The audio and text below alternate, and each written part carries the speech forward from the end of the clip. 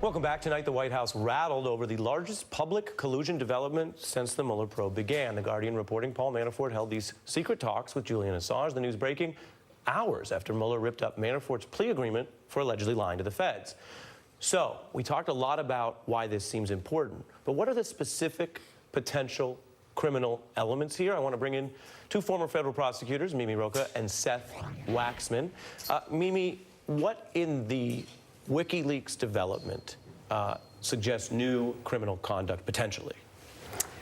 So for a conspiracy charge, you need to show that people had a common objective, criminal objective, like interfering with the elections, hacking emails, and that they did something, they sort of agreed on it, even if not explicitly, right? But agreed on it in some way. It can be unspoken, it can be said in few words, and did something to further that objective. Doesn't have to be much.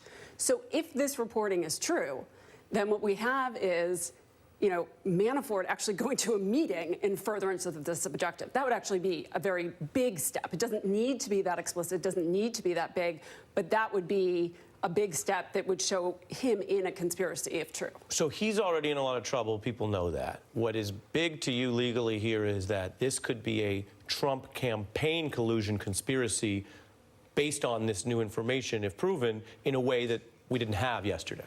Correct. And this is the latest reporting today, The Guardian, that you know, again, if true, which I know you debated earlier on the show, we have to wait to see how it plays out.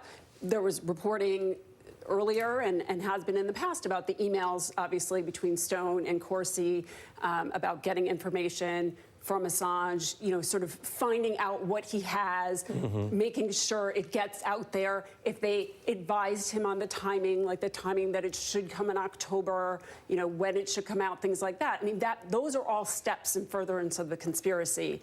So again, they're not going to sit down at a table and talk about it and say, hey, let's all do this together. It's going to be said in sort of unspoken ways, a nod here, a nod there. I met with the guy, and they're going to you know, communicate with that sort of common objective in mind. Seth, I want to play for you Julian Assange just days after the time that was pinpointed by The Guardian for this alleged meeting. Take a look.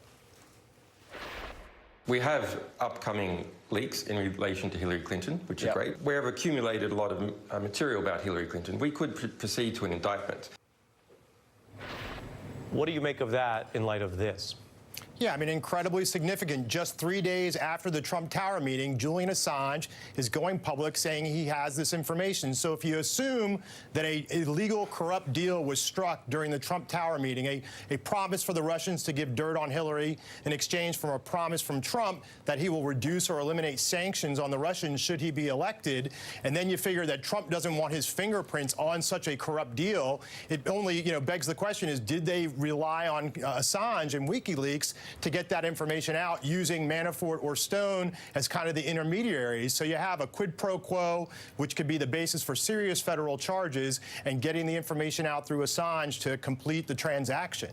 Finally, I want to ask you both, is it possible that these stories are linked? Do you view, based on the theory of the case, the idea that maybe one of the things that was material that Manafort misled Mueller about was this? First, Seth. Yeah, for me, you know, it's so hard to say. I mean, Manafort's been in countless debriefings with the government, whether it was this set of facts or some other set of facts that he was denying or not admitting to, that the government just didn't believe him. It's hard to say. You know, is it a coincidence that the information comes out on the same day? It could be. Clearly, what's most important, of course, is that the government is no longer sponsoring Manafort, and that is a huge loss for the government and, frankly, a huge win for the president. Mimi, your view on that? Yeah, I don't necessarily take that view. First of all, I think that there's no question that for them to rip up the agreement with Manafort, to say that he breached it, it had to be about something important, right? I mean, they went to all this trouble. They're not going to do it over some small lie about something immaterial. And it also is backed up by evidence, the fact that they know he's lying, because they have to be able to go to court and show that to a judge if need be. It's not a trial, but it's got to be evidence that's satisfactory to a judge. Correct. And remember, they said multiple lies.